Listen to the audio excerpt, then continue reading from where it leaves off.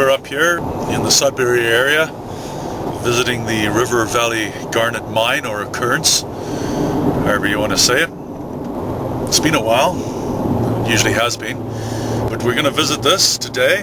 Garnets, big rhombic dodecahedron shaped almandine garnets. Really looking forward to it. Apparently some of them are gem quality. So we're just turning here heading towards Warren on the 539, and then after that a couple of gravel roads bringing us to the Garnet Mine.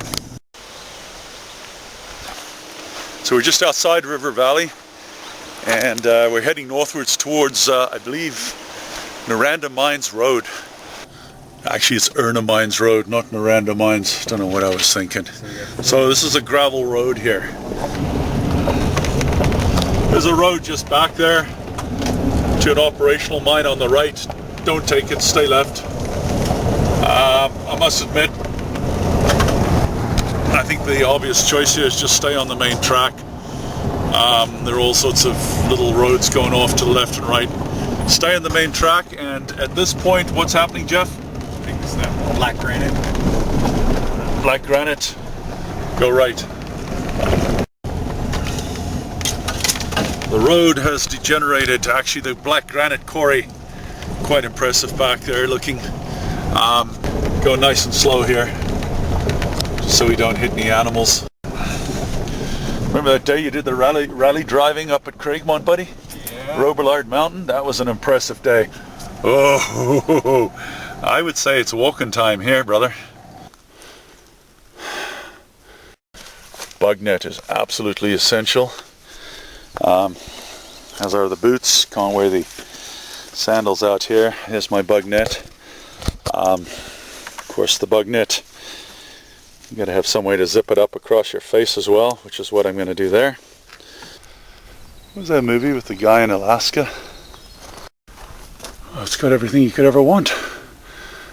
Got a kitchen.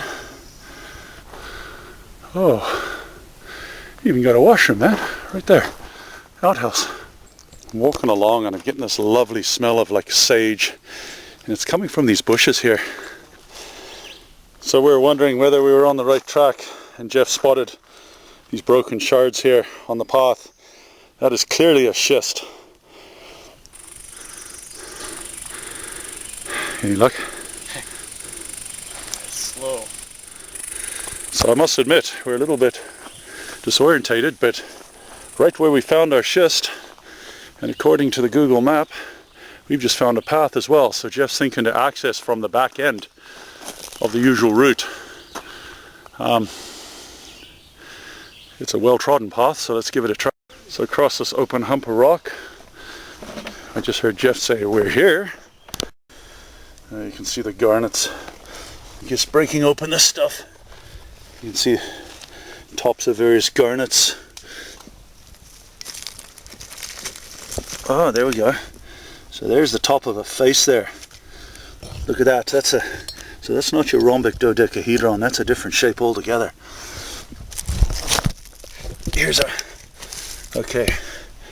So that's the top of a rhombic dodecahedron. The idea is to split the mica along the plane along its planes, and thus popping the garnets out. You can see my garnet on the left there. I'm going to give this a little tap. See what it brings. That cluster of garnets. Sadly, the faces aren't too well defined, so you're going to find it in a couple of basic shapes, the rhombic dodecahedron being the most common, also the most likely one to be associated with this area. You're not finding gem quality materials here, but they can be found here, and the big issue is gemstones found in with schist, usually as they grow. For example, as the garnet grows, it incorporates the various minerals and shards around it into its structure, thus making it very included.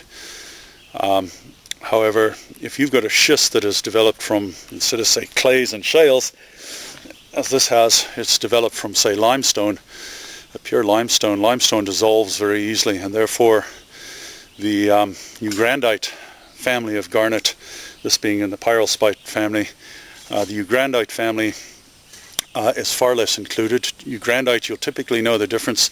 The eugrandites are generally green or yellow, whereas the pyrrolspites like almandine, spessartine, and pyrope, they're generally redder. They're going to be heavier and they're going to be harder than eugrandites. There's a nice find. Look at that. High luster on the faces. Beautiful. Just been chipping away and managed to start freeing this one up. Oh, very nice. Very nice. Let's catch it. Okay. Not bad at all. So the garnet, it typically forms in a schist. It's a metamorphic rock, and it's going to be found on a continental margin, as in a tectonic plate on the continental side. So on the ocean side you're likely to have the basalts, whereas on the continental side you'll more likely have the silicates, the SiO3s and what have you, SiO4.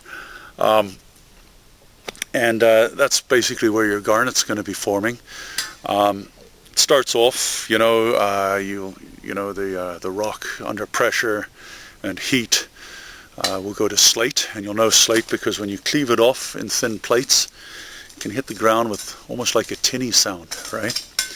So then what happens is the slate will be further pressured and metamorphosed by heat, and it will in turn become a fine-grained phyllite. And in this case, all of the minerals, the mica begins to form, and it starts aligning and stacking perpendicular to the direction from which the pressure is coming. Further heat and pressure will in turn turn that to the schist, and in the schist you'll actually be able to see the platelets lined up. And you can see, like a lot of this rock, it's all mica. You've got biotite schist, which is what this is, a biotite mica with iron. Hence the reason we're also getting the almandine garnets. It's kind of approaching gem quality. It's pretty transparent. It's got a lovely color. Almandine. So usually, as I say, I'm finding these rhombic dodecahedrons. But the thing with a garnet is that it's from the isometric crystal system. So it has a number of possible shapes. So other shapes could well be an octahedron, which is like almost like you'd imagine a diamond, you know, 8-sided. A tetrahedron could be a cube, and sometimes you'll find that those other shapes are modifying, say, the rhombic dodecahedron. So you'll see unusual, unexplained little crystal faces in somewhat of a symmetrical pattern around the outside of a nice euhedral garnet. And that could well be suggesting, well, maybe the garnet was kind of fluctuating between the rhombic dodecahedron and, say, a cube or something like that. It becomes very complex. Check this one, he's found really large. That's your rhombic dodecahedron. As I say, 12 congruent rhomboid faces.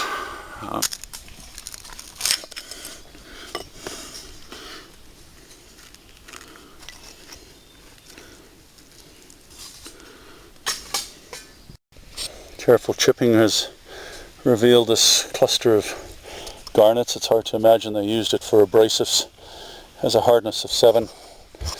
I used to smash this stuff up for sandpaper, and I think they still do. Here's something I'm quite proud of. Almandine family garnet, enriched with iron. A good thing as well, but I found this one in particular, that's gem quality. It's hard to tell right now, but it's very lustrous, very smooth, good color, somewhat transparent. Same deal with this one here. There's my prize for the day. Perfect form. It is actually quite transparent up against the light. Very lustrous faces. That's what they call chondrite. It's where the mica has been further metamorphosed. Kind of got a greenish color, coppery green or bronzy green, kind of waxy in appearance. That's how you know. And of course, again, as I say, it's all part of the metamorphic process. Whoa, Jeff, look at this, look at this. Look at the size of these garnets. That's a piece of mineral treasure. Look at that, eh? Great big garnet. Not a very good shape on it, but encased within the mica. That's what I bust loose, these two out of the mica. Heavy, the weight on it, the pyrrole spites in particular, significantly heavier than the grandites. Somewhere in a 4.2 something for an SG. In other words, specific gravity, 4 times heavier than water. Look at it. You can just see the kind of etchings on the face as well. It seems with the mica is really thick and black. That's where you're getting the really good colors. In other words, not too interspersed. Early to mid 1900s, Niagara Garnet Company had been mining this area. I believe they took out 800 tons of ore for abrasives. I'm sure amongst that there was a fair number of beautiful gemstones that went into the sandpaper. Check that out. Almost kind of cool, just the indents of where the crystals were. There's a big one right there. These are various ones that I've extracted from it. There's a whole bunch of loose ones there, quite large. Especially like this one, just because of the piece of mica up against it. Jawbreaker. Let's see. Oh, beautiful. Excellent. Some good color on it. Well done, brother. What's that one? Oh, you are having some success, eh? Why am I not surprised? Just smash stuff. Yeah, same here. Oh, very nice. How long did it take you to get that out? Not long. Oh, it's a good one, eh?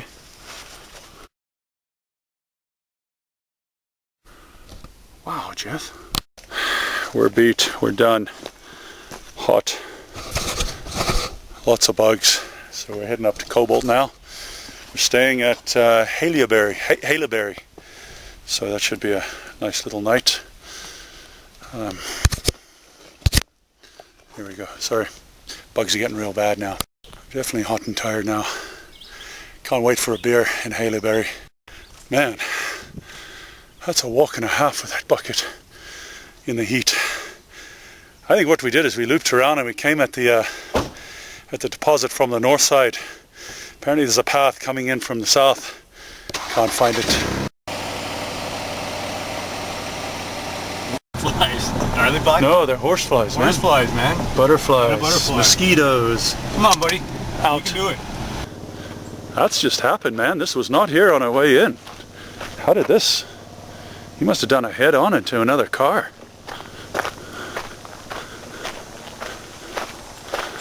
No airbags. I hope he was okay. Wow.